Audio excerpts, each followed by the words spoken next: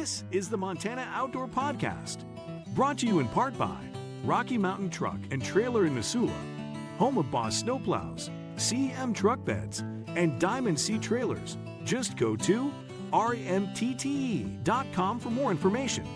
And by Superior Hardwoods of Montana, home of the largest selection of in-stock high-end wood products and flooring in the western United States. Let them guide you through the woods at superior-hardwoods.com. Now, get ready for more fascinating topics and the most interesting people you will ever find in Montana's great outdoors. We offer new podcasts most every Saturday. You can get a link to these podcasts by going to our website, montanooutdoor.com, or by going to our Facebook page, or just send an email to Downrigger at montanooutdoor.com and say send a link to my email. It's that simple. Now let's head out with your host, Downrigger Dale, and see what's going on in Montana's great outdoors. Thank you very much, Manny, and welcome into the Montana Outdoor Podcast studio. So glad you chose us to explore part of Montana's great outdoors today.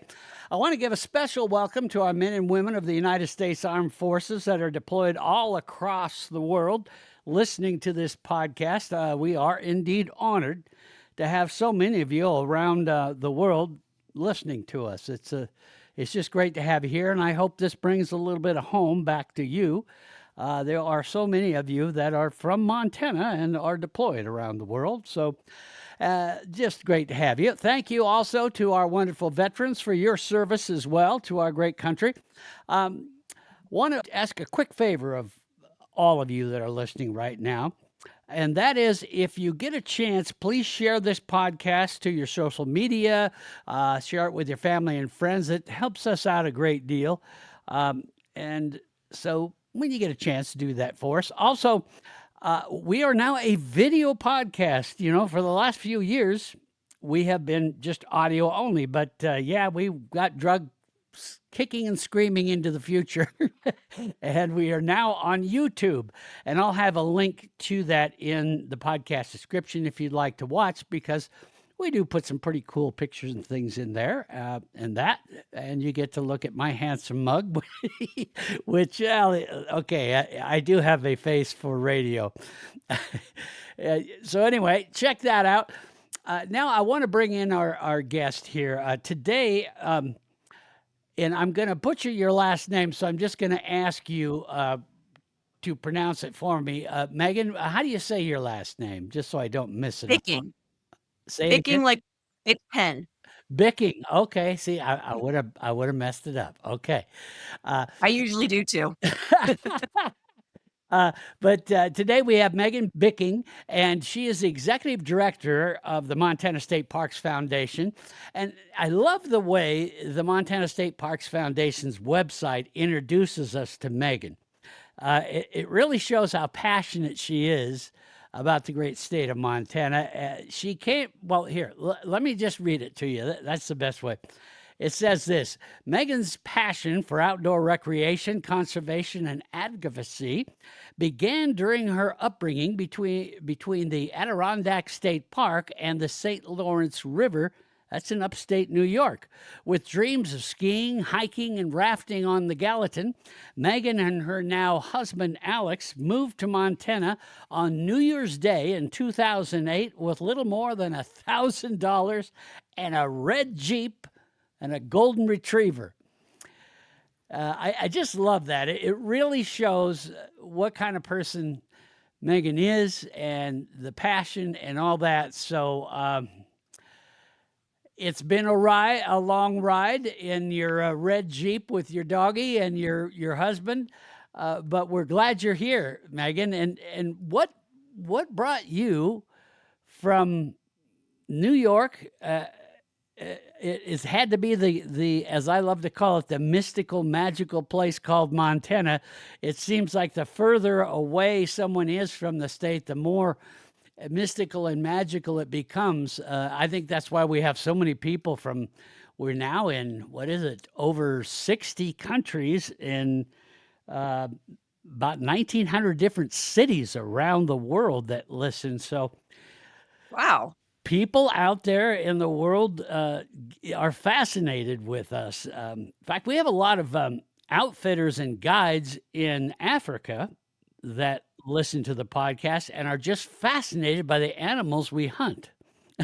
Oh, And, interesting. and I look at it, There's so much that draws people to Montana. yeah, when I'm talking to them on email on that, I always say, well, you think our animals are interesting. I think the stuff you guys have there is just, people that go on these photography safaris and the things Mhm. that they go see, it just blows me away. But I guess, when it's something different. Anyway, so you came from back east, you got here. So tell us about you, and Okay. then we'll get into the Montana State Parks Foundation. Okay, cool. So yeah, I grew up on the Canadian border in upstate New York. A lot of times when people hear New York, I have to clarify upstate New York, and then I Yeah. have to clarify again the Canadian border because it's very different than what someone might assume when you say New York. It's very rural, rustic, and really nice in upstate New York. Yeah, it's not So yeah, the big city. I spent a lot of time in the Adirondack Park, but I spent a lot more time actually on the St. Lawrence River, which is close to where I grew up, especially at Wellesley Island State Park. I always think about that now that I have this really strong state park tie, and I spent so much time as a little kid on Wellesley Island just running around the trails with my parents. I have a lot of fond memories, and I think that's really where it started for me, like just that very accessible front country recreation was the kind of stuff that I did as a kid. We weren't doing like major backpacking trips or anything like that. We were going to state parks, local campgrounds, going swimming in the rivers, watching black bears eat our food off the picnic table and things like that. So yeah, that was just a major part of my life growing up. I guess I might have taken it for granted, to be honest. I never really thought about it as a special thing, but growing up in upstate New York and then being able to move out here to Montana, I'm really blessed. I'm really, really glad with the amount of nature that's in my life. It's been an amazing thing. Yeah. Yeah. So when I moved here, that is a very accurate and very true story. My boyfriend and I, Alex, my husband now, it all worked out, Mhm. thankfully. Yeah. We packed up and moved right out of college. We didn't have jobs. We didn't have a place to live.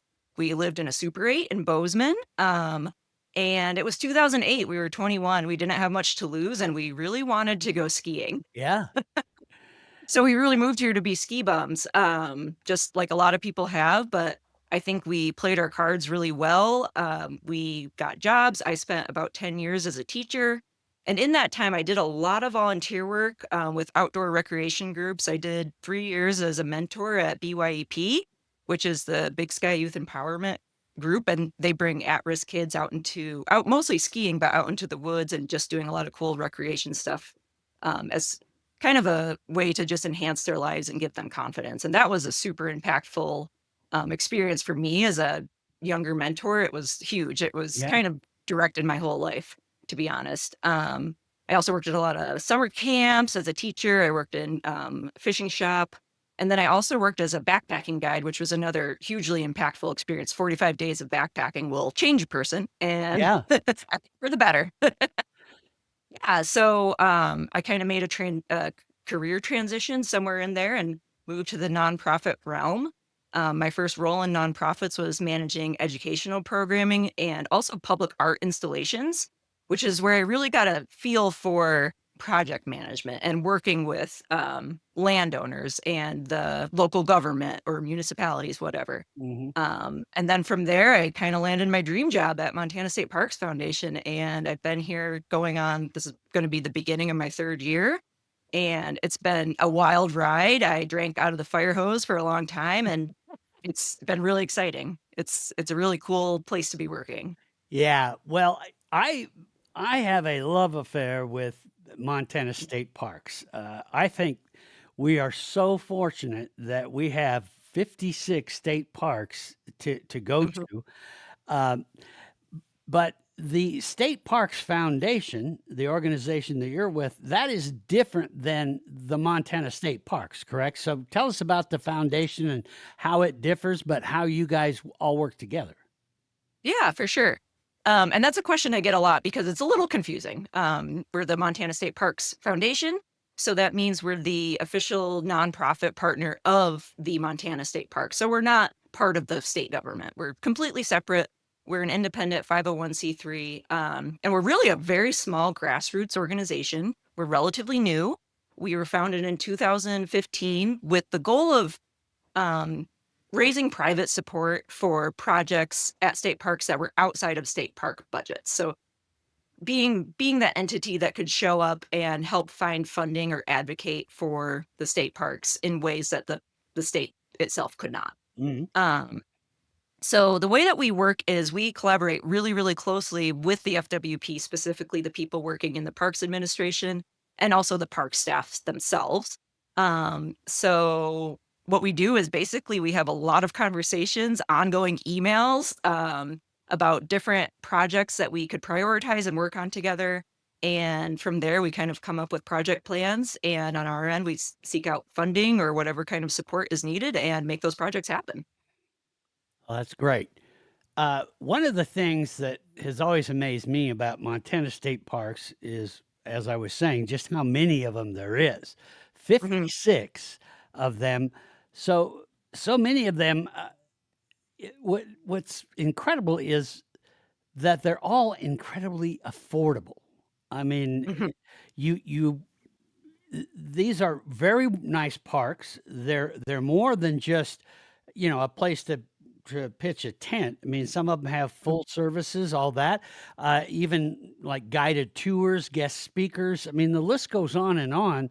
So these are really well done parks. Mhm. Now, all of it, like I said, is very reasonably priced, and in some cases even free. So, how Mhm. do they afford to do all that? That's what amazes me. I assume that's where the Montana State Parks Foundation comes in. Am I? Yeah, I can kind of break it all down for you. We serve a very kind of specific role. But I think to explain that, I should probably talk about how the state parks themselves are funded. Yeah. So there's a couple different funding sources for the state parks themselves. So the first one that I really think people should be aware of, and I'm sure that they are, is the $9 vehicle registration fee. So when you go to register your vehicle, there's that like optional checkbox to, Hmm. uh, you know, contribute $9 to the state parks. And that's actually a very significant funding source and a relatively new funding source for the state parks. Um, they also generate their own revenue. So, like you were just describing, things like camping fees and special permits or rentals, things like that, program fees like the cave tours at the caverns, all of those things generate revenue for the parks. And that's another major source of revenue for them. There's also some dedicated revenue sources that are a little bit different. And they are things like the coal severance tax revenue and the marijuana tax revenue. Marijuana tax revenue was a really big issue in the current or the just wrapped up Hmm. legislative session. That funding was actually at risk of being removed from state parks and Really? other outdoor conservation efforts. And us, along with a lot of other groups, fought pretty hard in the legislature to keep that funding, and we won. So we're really happy to report that all of the advocacy that we did in the legislature helped keep some of that funding with the parks, which is one of the major things that we do is advocating for park funding. And Why did they then, want to take okay, that away? well, I think there's a lot of different reasons that it could have been removed. What was being proposed was reallocating that funding to law enforcement services. I don't really have the entire background. It's another obviously very critical and important service, but there's a lot of other funding sources available for that. Hmm. And so we fought really hard to keep it with the state parks because while we recognize the importance of law enforcement, Sure. obviously is Yeah. critical. That money was intended for the parks, and we really wanted it to stay there because the parks are, to be honest, have very minimal operating budgets for the parks themselves throughout the year. And I can actually give you an example of that, and kind of that'll segue into the work we do. So Sure. here's a small example. So there is a state park up on Whitefish Lake called Les Mason State Park. And a couple years ago, there was this really popular swim dock, like the kind that you swim out to, like kids swim out to, and they sit on it and they jump Yeah. off. Cool really love this dock. Like, I get it. Those docks are super fun. But the dock itself had degraded to the point that it wasn't safe. There was like holes in it and it had to be removed. So they removed the dock a couple years ago, and then everyone was really sad, understandably. The dock was Mhm. gone. The actual cost of replacing the dock exceeded the entire park's operating budget. And so Wow. it was just, yeah, it was just not feasible for them to replace the dock on a quick timeline. It's something that they, I'm sure over years could have gotten the funds together to do. But, right in the moment, the next year, everyone was super sad not having that dock. And we actually had a volunteer step up and say, "Hey, I really want to see this dock come back. Is there a way that I can volunteer with you and help fundraise? Like, is there something we could do?" And from there, we started talking with the park staff and we brought the concept to the park administration and got the thumbs up to go ahead with it. We did a crowdsourcing style fundraiser and we raised enough money to replace that dock in about a month. So the dock is Great. back. We're celebrating it this year. And that's just a good example of the kind of work that we could do on like the smaller scale type of project that we can do. But that idea, that concept of stepping in when the state, for whatever reason, can't fund a certain project. So that applies all the way up to a recent $500,000 project that we did at Fort Owen. Same concept. The smallest state park in Montana, a really great historical site, but it was pretty run down. There was really bad access. The road to the park was pretty poorly accessible. There was one parking spot, so it's not like you could bring school tours there or Right. anything. And we were able to secure funding to help build a parking lot, help do a major, major preservation project with help from the Friends of Fort Owen, which is a friends group. And we also did a major interpretive project there. And we are telling the true story of Fort Owen. And all of that wouldn't have been possible with the base budget for Fort Owen. We really had to bring in that outside funding to make that kind of next level park Mhm. experience happen. So Well, that's basically what we do. I love this because this is the kind of thing that people need to hear about because Mhm. so often people think, oh, well, it's just all, funded by our tax dollars. So, they just need to deal with it and all that. They don't realize that that funding isn't there. And instead of people just complaining about it, folks like you say, no, we're going to find a way. And you do. And that's what's great about it. And the people that benefit are those that then want to come to our state parks.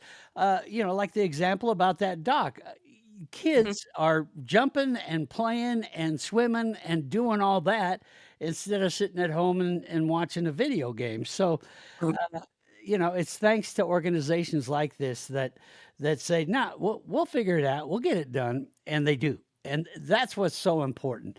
And I just these are the kind of things that we need to know more about, and I hope our listeners will really take some time as you're listening to this to research this organization.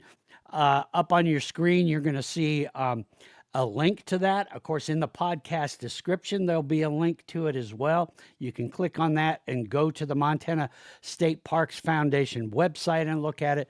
So as we go along, get to know this organization. So let's get into some of your current projects. You've already talked about a couple of them.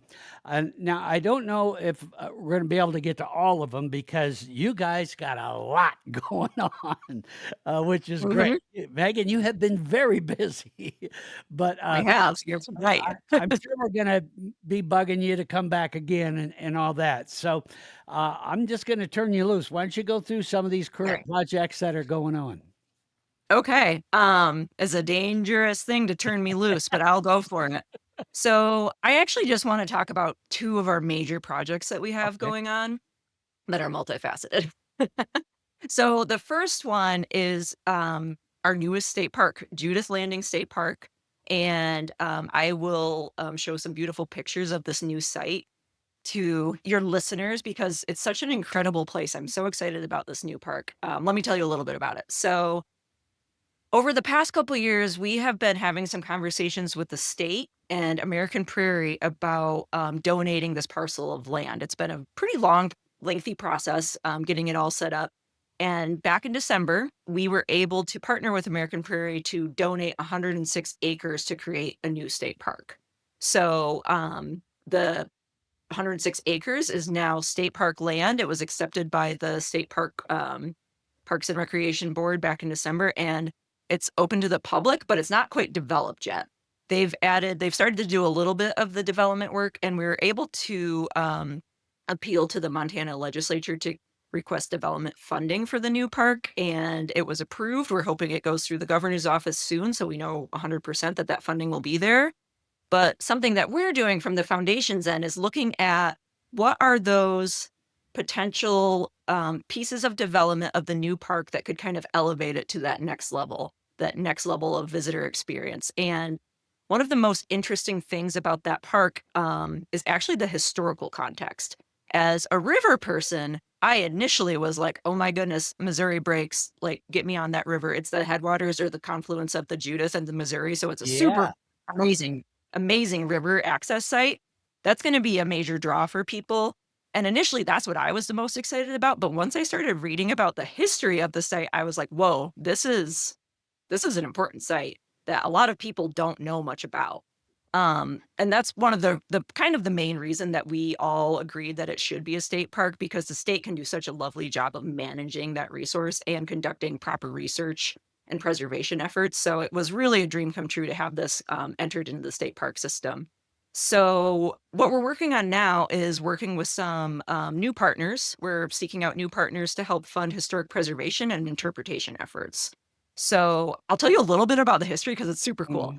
And I will also share some pictures to go along with it. You mentioned the governor, and both the governor and the first lady of our state listen to this podcast. So you're talking to them right now. So good day, Governor Gianforte.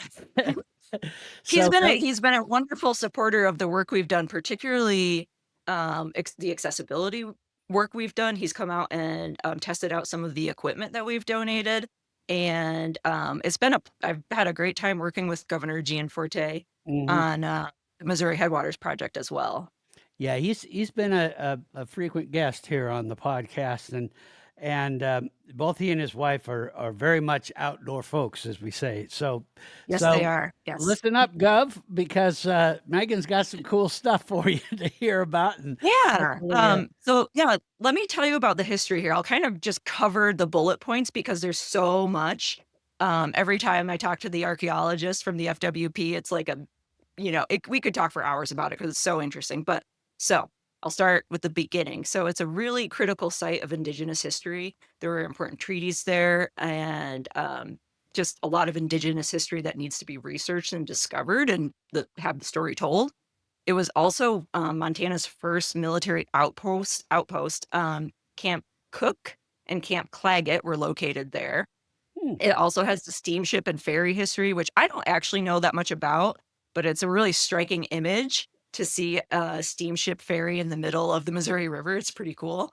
The historic PN Ranch was one of Montana's first large cattle operations. And actually on the site, there's still the PN Mansion, which is just a beautiful historic building that we're really hoping to preserve and make more accessible to visitors. Currently, it's all boarded up.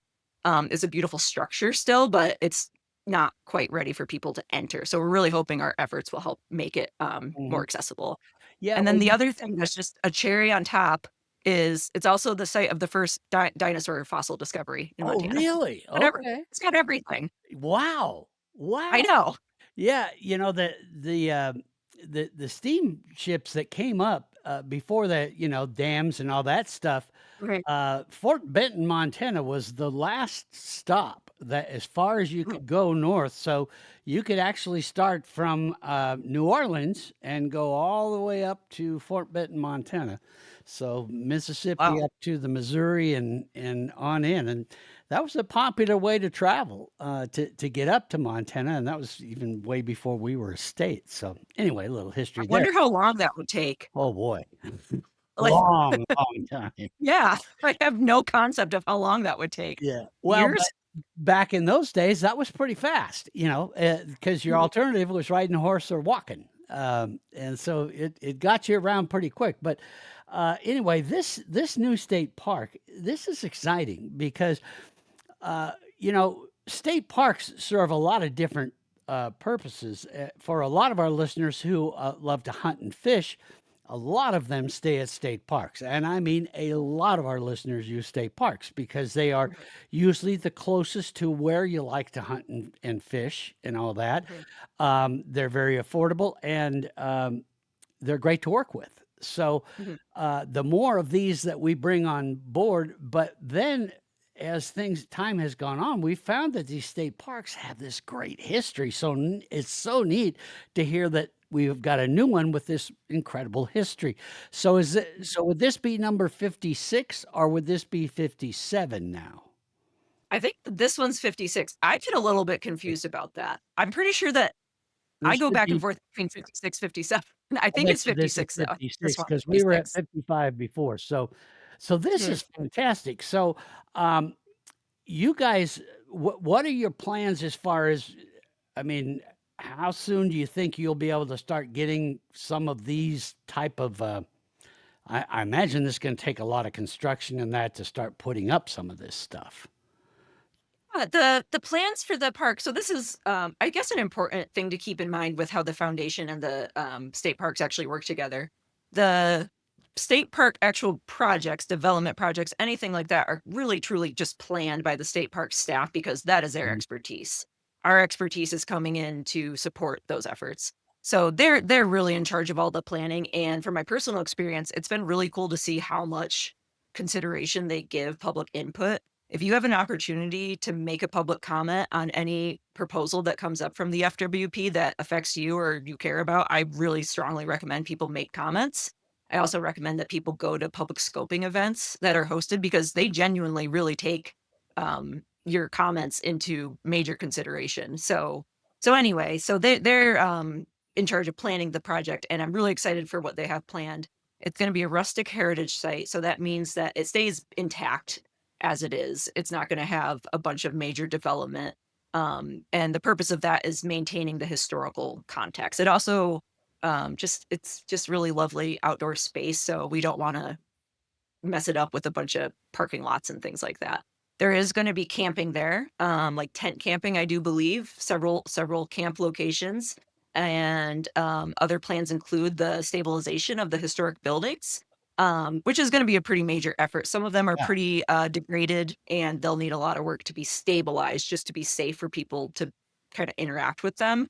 Um, I'm trying to think, some new trail systems in there, and yeah, it's gonna be a really, really lovely park. Very much out in the just smack middle of Montana, and if people have the opportunity to check it out, it's gonna be a beautiful park. Okay. We're going to take just a quick break for a second, and I want to have an opportunity to talk a bit about one of our great sponsors that allow us to do podcasts like this, and that is Superior Hardwoods of Montana. Uh, I want you guys to really listen up on this one because these folks talk about history and preserving things and that. They do this really cool thing with taking old buildings that would be torn down and burned in a lot of cases and redoing that wood and allowing you to put some history into your home and keep all that going. So we'll talk about that. You know, they say they don't make them like they used to, but at Superior Hardwoods of Montana, that's kind of the whole point. This isn't just a lumber yard. We're talking about 11 acres of reclaimed wood. Wall paneling, flooring, trim, beams, slabs, you name it. Every single piece has a story behind it. Old barns, historic homesteads, long forgotten factories. This wood has been places, and now it can be part of your story too. Maybe you're building a home, remodeling a room, or just putting together that dream project you've had on the back burner. Superior Hardwoods of Montana can help bring it to life. They can even custom mill it to fit your exact vision because real craftsmanship never goes out of style. And here's the thing, you're not just getting character and beauty when you choose reclaimed wood, you're reclaiming American history. You're giving something old a brand new chapter with values that never go out of style. Reduce, reuse, recycle.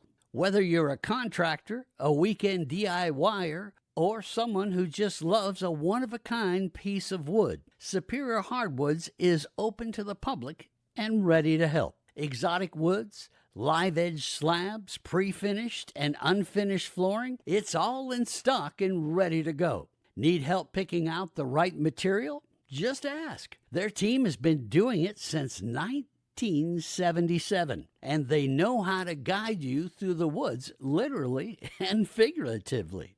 Swing by their beautiful showroom at 5120 Highway 93 South in Missoula, or check them out online at superior-hardwoods.com. I promise you, you'll leave inspired. That's Superior Hardwoods of Montana.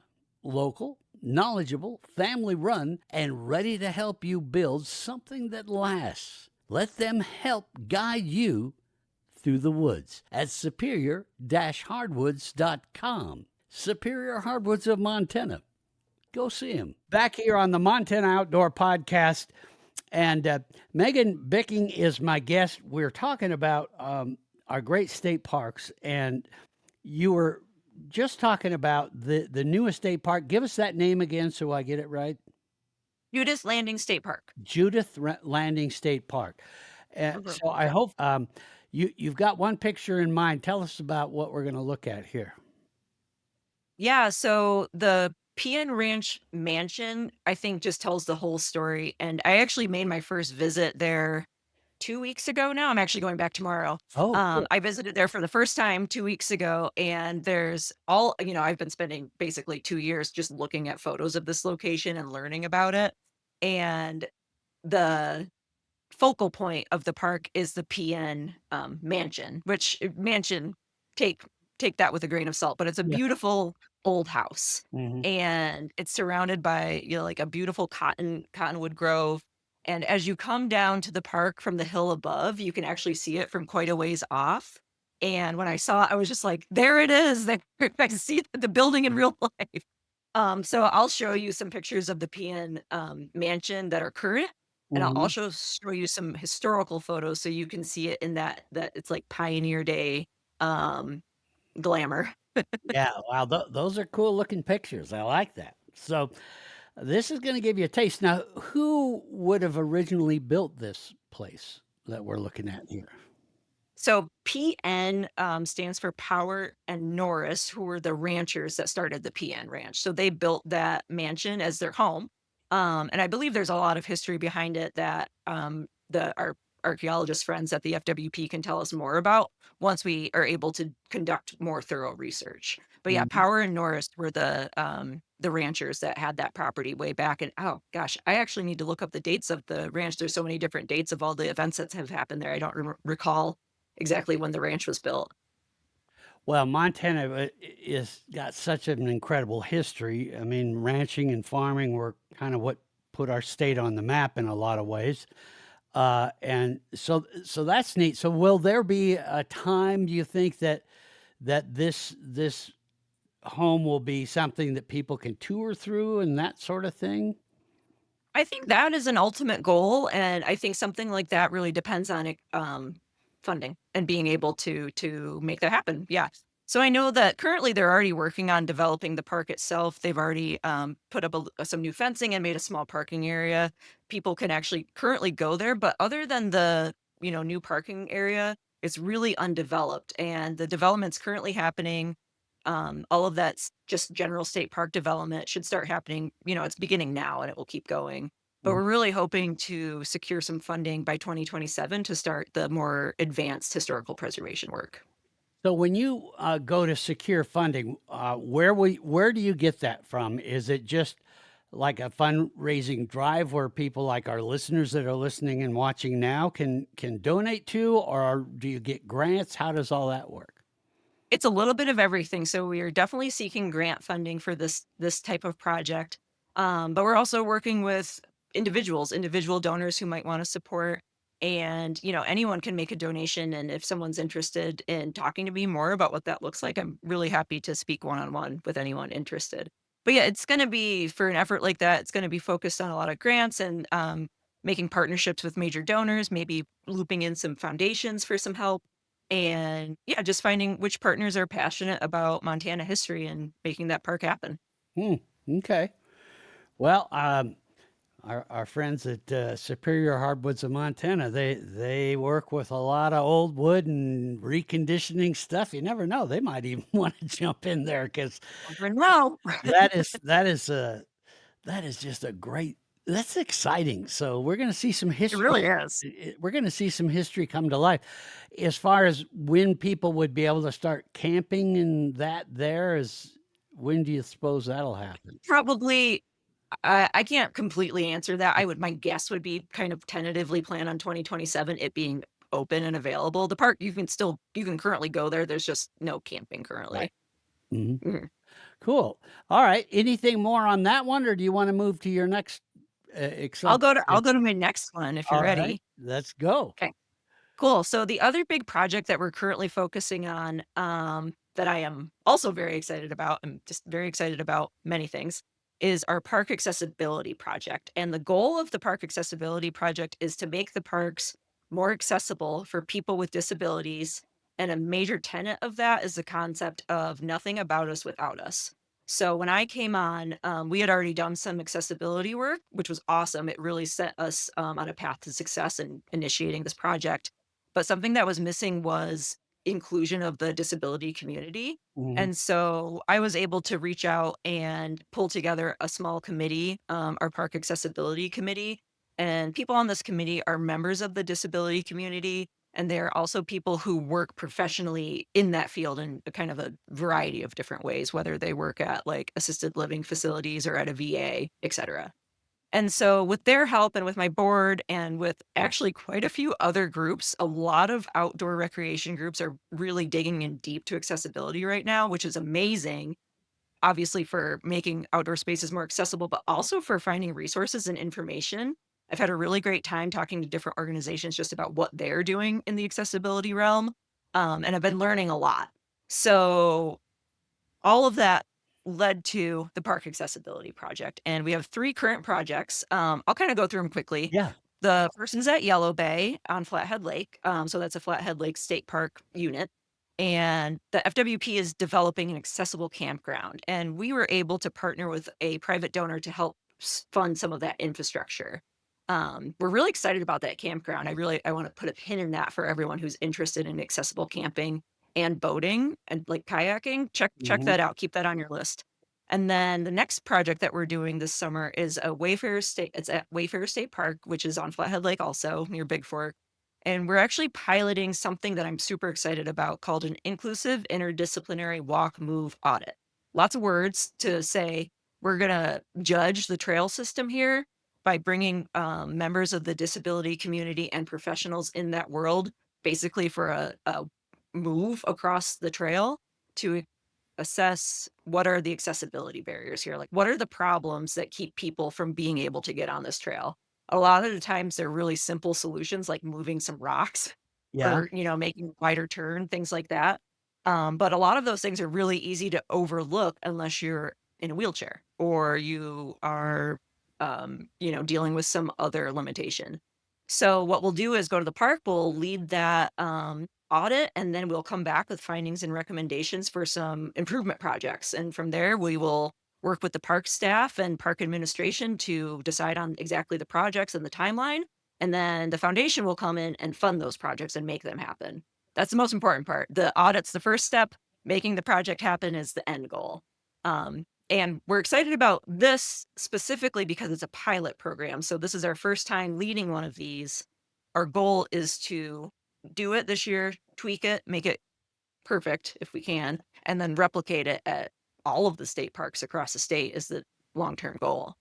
Well, Um, this really hits home to me because Montana, and there's a reason why, and a lot of our hunters and fishermen out there are very involved in helping disabled veterans be able to hunt and fish and do a lot of these things that we take for granted that, oh, we'll go hiking here or do this there.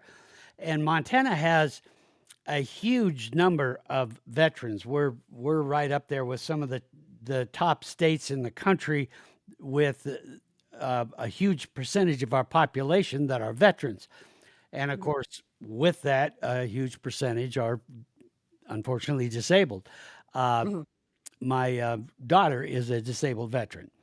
And so that's a that's something that I think our whole audience is very passionate about because we want everybody to come fishing and camping Mhm. and hiking and all those great things.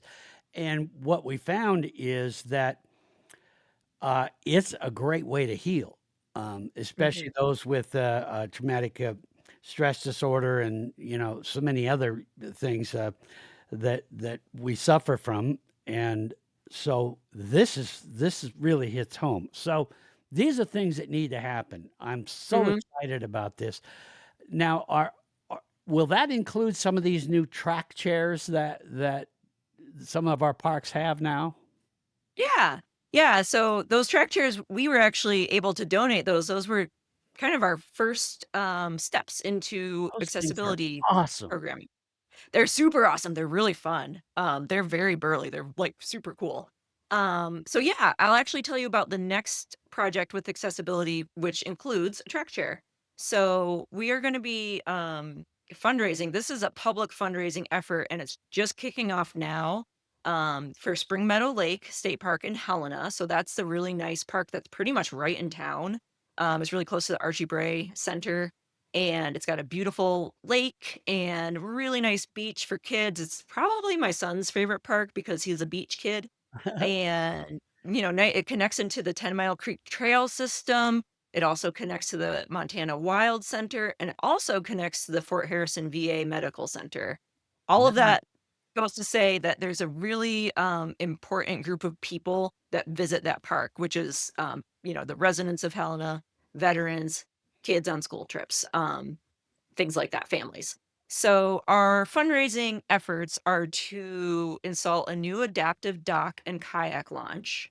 And we are also fundraising to purchase and donate a few different pieces of adaptive recreation equipment.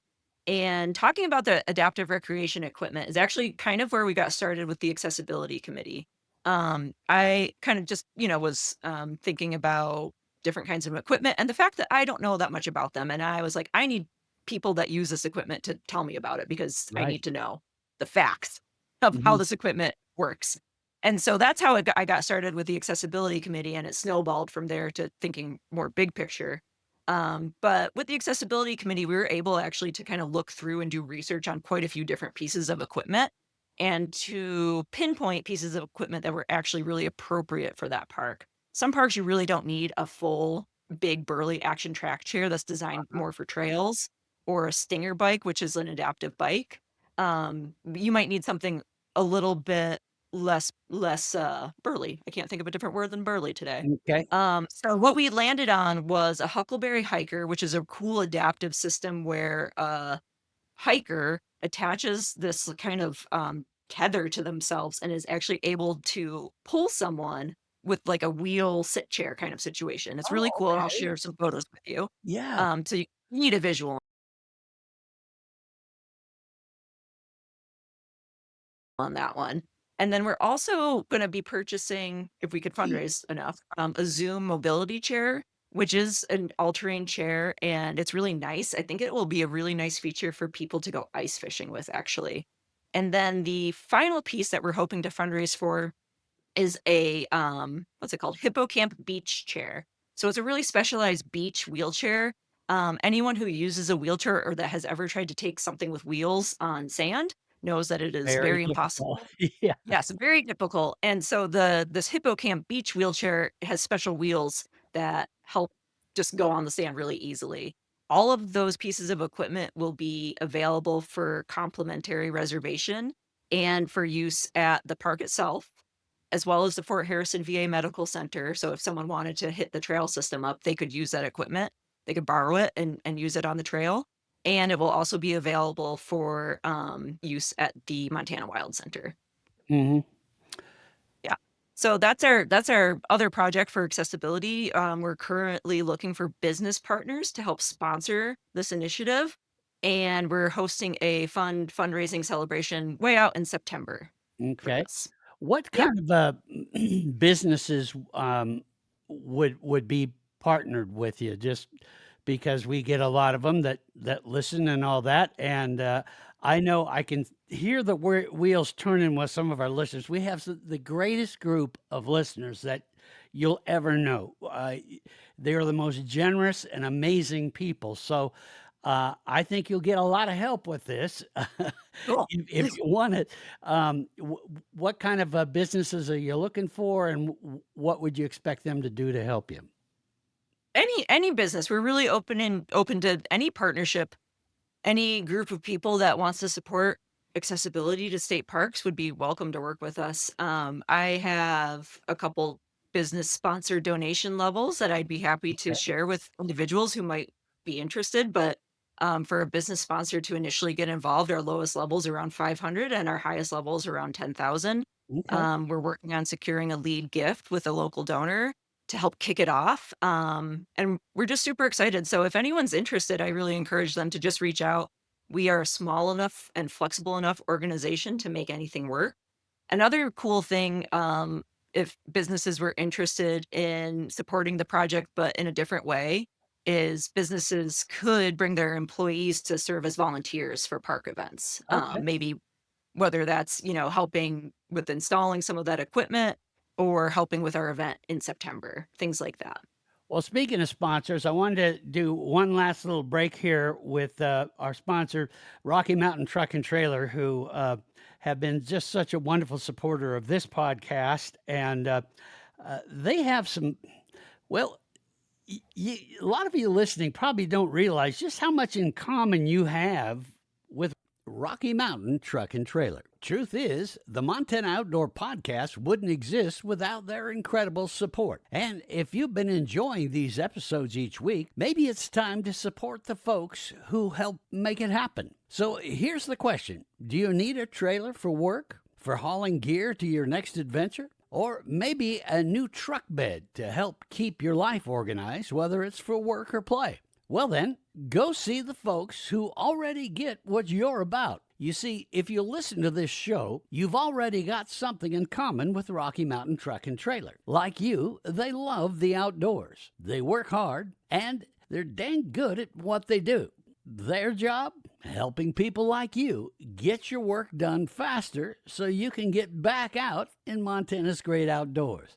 Rocky Mountain Truck and Trailer carries a full lineup of Diamond Sea trailers, gooseneck, equipment, dub trailers, well, you name it. Whether you're hauling a few supplies or towing the big stuff, Diamond Sea trailers are built to handle it all with reliability and ease. They also carry CM truck beds, the strongest, most durable truck beds around. Plus, they service everything they sell. Need your trailer rewired so the lights work the way they're supposed to? They'll take care of that too.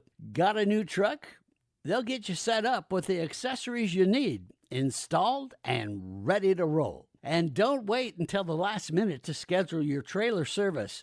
Do that ahead of time so your gear's ready to go when you are. They also stock a huge selection of parts for Boss snowplows, CM truck beds, and Diamond Sea trailers. And if it's not in stock, they'll find it. Need financing? Well, they've got you covered there, too. Need a gooseneck or fifth wheel hitch for that rodeo trip or family outing to the great outdoors? Yep, they install those, too. Rocky Mountain Truck and Trailer. They're in Missoula at 5680 Expressway. You can call them at 406-549-4243 or check them out online at rmtte.com. That's Rocky Mountain Truck and Trailer, rmtte.com. Now let's get back to what Rocky Mountain Truck and Trailer helped create, the podcast. Back here on the Montana Outdoor Podcast, Megan Bicking is my guest. We're talking about all these incredible things that the Montana State Parks Foundation is doing for our state parks.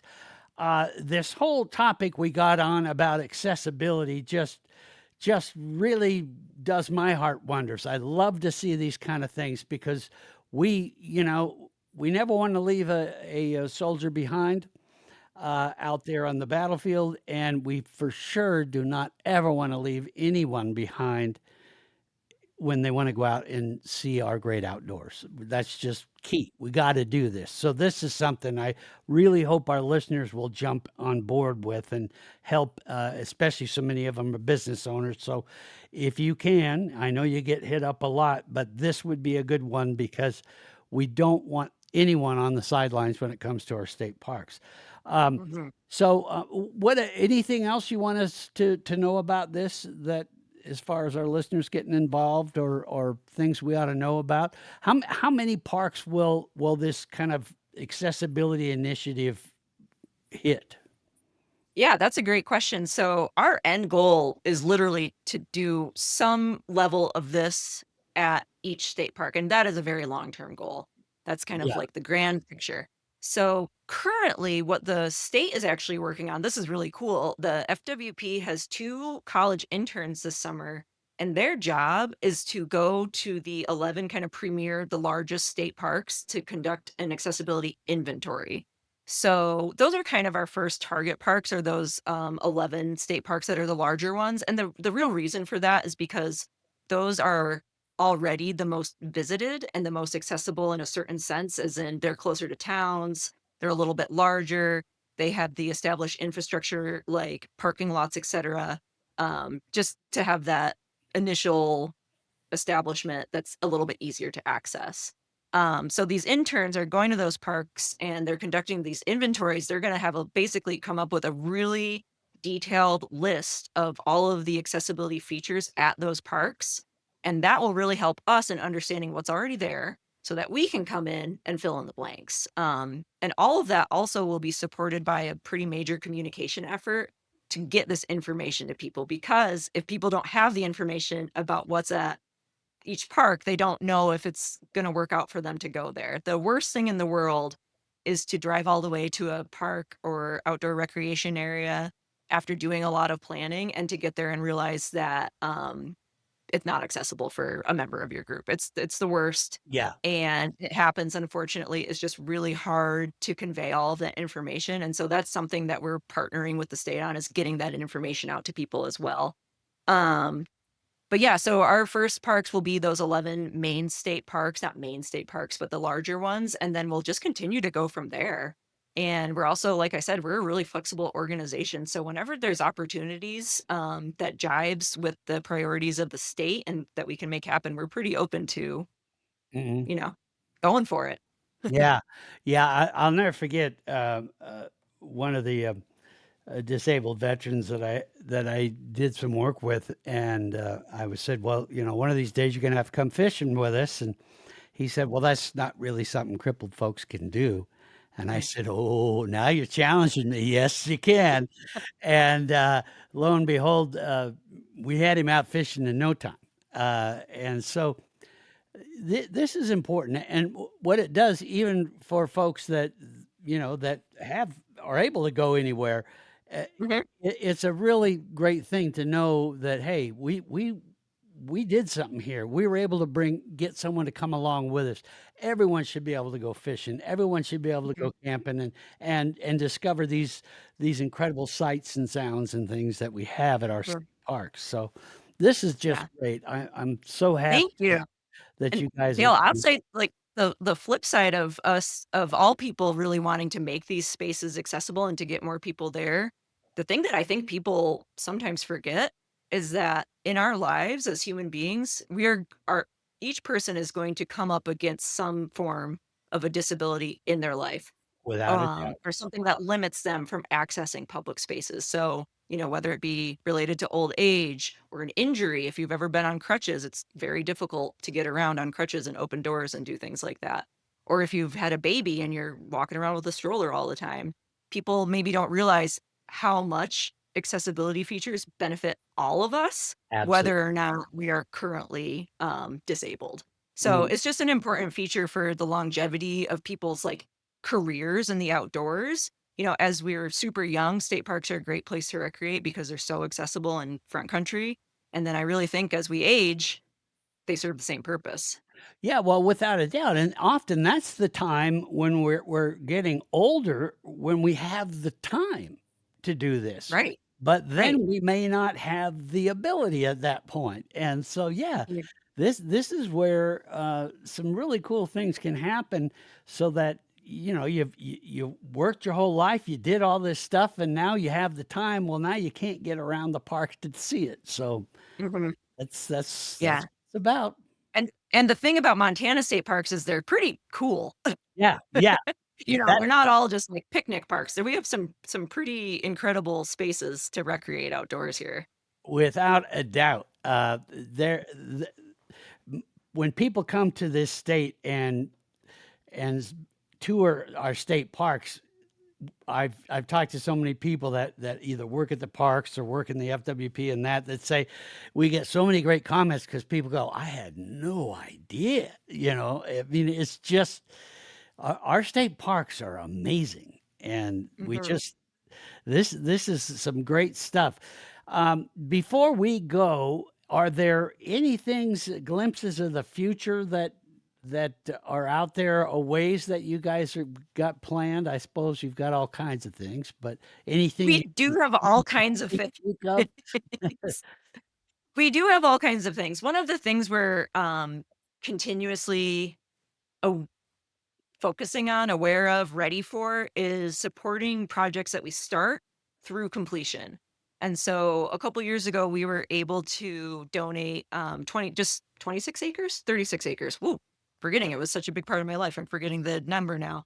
We were able to donate quite a few acres to the Missouri Headwaters State Park to basically fill in a gap. Mhm. And now we're really committed to making sure that that new portion of the park is integrated nicely and supported through its future. So we're ready to be involved there. And we're also really focused on that park accessibility project and the future of that, figuring out how to roll it out across parks. Also figuring out, once we do the audits, what's the next step? What's the real Right. project gonna look like, which is the exciting part to me. Um, a couple other things that we're working on is establishing more friends groups and being a bit of a mother hen to the existing friends groups. There's about 5 or 6 friends groups out there that are similar to us. There's nonprofit organizations that support individual state parks. So there's quite a few great ones. Makoshika has a great friends group. Bannock has a friends group. Friends of Fort Owen. There's quite a few. And we're hoping to partner with them more. Travelers Rest also has a really lovely friends group. We're hoping to partner more with the friends group and to empower new friends groups to get started to support their local state parks. So that's something on our horizon. We're also hoping to grow our organization. I'm actually the only staff person that works here. So I'm really hoping to hire some people in the next couple of years to just help expand our mission and to reach more areas of the state. We do serve the entire state, obviously, as a state park organization. One other cool specific project that I'm beginning to learn more about and hoping that the foundation can help out with more is a tribal language project that's being led by Quinn Kuka, who's the tribal liaison for the FWP. And I love this project. So the concept is to incorporate tribal language interpretation signage at some state parks that tells what different pieces of flora and fauna are at the state park in tribal languages. So if there's a certain type of tree, the name of that tree would be on a sign in a native language. I think that's such a cool project to keep language alive and to educate people about the indigenous cultures that were founded this land. So I'm just super excited for the future of that project and figuring out how the foundation can get involved. We Yeah. also always have projects, just they pop up all the time. We're always doing small scale park project, trail projects, lots of docks, lots of stuff like that. Lots of Well, trees. and I imagine that, just like the friends groups and that, if folks have some ideas of, hey, have you thought of doing this or that? I suppose you're all ears and wanting to hear from. I am all ears. I really like to have those conversations with people, even if end up not necessarily going somewhere. I'm just curious about hearing people's park stories. I love talking with people about their park pass. I get a lot of phone calls on accident, people calling me to like make reservations, and I always end up talking to Mm, people for like 20 minutes about right. like what they should do when they're there, and then I give them the right phone number to call. So I Well, love to have conversations about parks. I'm an open so book if anything interested in talking to me. When you go to that podcast description, you're going to see Megan's email there, and you're going to be able to email her. Now, just remember that this is not Montana State Park, so don't email saying, "Hey, when are they going to fix the showers at XYZ Park?" That's the other side of it. That's the actual Montana State Park. So, I'll put their link too, so you folks can do that. But this is helping the state parks grow, and this is where we'd love to see some of these ideas of one, how can I help? Those are great emails. I'm sure you love to get is someone that says, "Hey, I want to help, and how can I help?" But then I do. also I do love those. ideas of, "Hey, wouldn't it be neat if we could put this in this park or whatever?" So dream a little too, but mainly get involved with this organization. Find some ways to help them.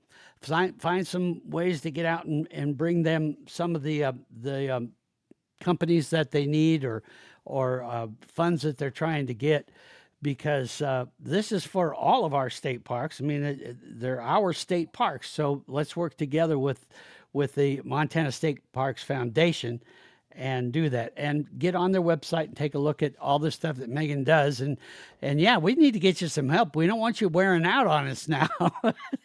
I know. I know. How do I have you a really great board. Yeah. There, How I do have you a have great all board of this energy volunteers. to run all around? You got to go all around the state then, don't you?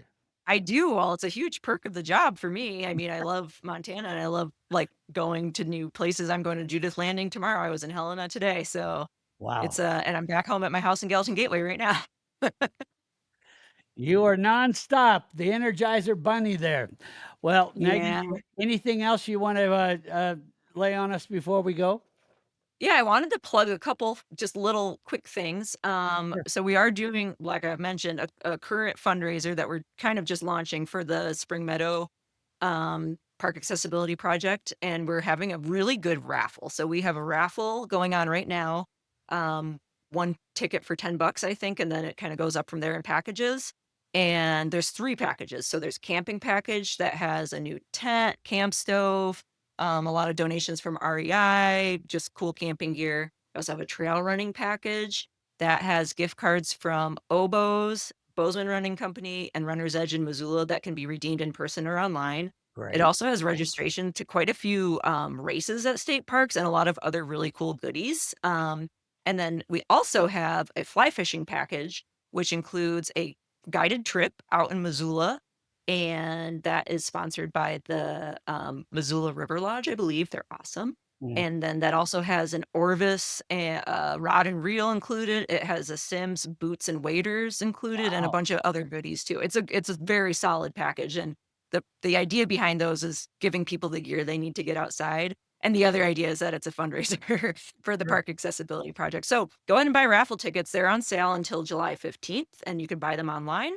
We're also partnering with the Missoula Paddleheads, the baseball team. Yeah. And so you can go onto our website and purchase tickets to a game on August 5th, and all of the proceeds actually go to us. So if you're in Missoula or you want to go to the baseball game, go ahead and buy them through us, and the proceeds go to us, which is really cool. And also, if you buy a baseball ticket before July 15th, you are entered into the raffle for free. And the final thing I want to plug is that we're actually looking for new board members, specifically in the Billings area, central Montana area. So if anyone's listening to this podcast and they are really passionate about state parks, recreation, history, all of that, and has the time and wherewithal to kind of commit to a board position, I would love to hear from you. Okay. So Cool. again, if any of those interest you, to get the raffle tickets, you go to your website and give Okay. us that website, just for our audio only listeners, that some Yes. of them find some of these obscure, which is okay that you get your podcasts there, but there are some rather cool sites, but some of those don't even have the podcast description with it. So for those folks, give us the website for that to get those things. Yep, it's just the Montana State Parks Foundation, all spelled out, .org. Montana State Park. Oh my goodness. Montana State Parks Foundation.org. Okay. And for those of you that are watching, that's on your screen right now. And for those of you that want to check it out, in the podcast description, it's there too. So click on that, get you some raffle tickets, and let's find you a few board members too. That would be awesome. So Cool. we will do all that. So there you have it, folks. There is a lot to go over, and we can't wait to have you come back and give us more updates about all the things that you have going on, Megan. I want to thank you so much for your time. Megan Bicking, thank you very much for all you do for our state parks and for the Montana State Parks Foundation. Thanks, Downrigger. It was such a pleasure to talk to you. Thank you so much. Yeah, we'll have to have you on again. And so, folks, check all those things out. Get on there. Share this podcast. If you know of somebody out there that would either benefit from the state parks and the great work that Megan does, let us know. Also, those of you that want to get involved, get involved. For those of you that are listening via audio, you can find the video portion of this podcast right there on YouTube, and there's a link to that. So I hope you'll go watch it. Until we talk again, folks, be safe out there, be good to each other, and we'll see you next time here on the Montana Outdoor Podcast. Thanks for listening to the Montana Outdoor Podcast. It has been brought to you in part by Superior Hardwoods of Montana, home of the largest selection of in-stock high-end wood products and flooring in the western United States. Let them guide you through the woods at superior-hardwoods.com. And by Rocky Mountain Truck and Trailer in Missoula, home of Boss Snowplows, CM Truck Beds, and Diamond Sea Trailers. Just go to rmtte.com for more information. So what did you think of today's podcast? Send your questions and comments to Downrigger at montanooutdoor.com. We should be dropping a new podcast this next Saturday. Until then, we will see you soon out in Montana's great outdoors.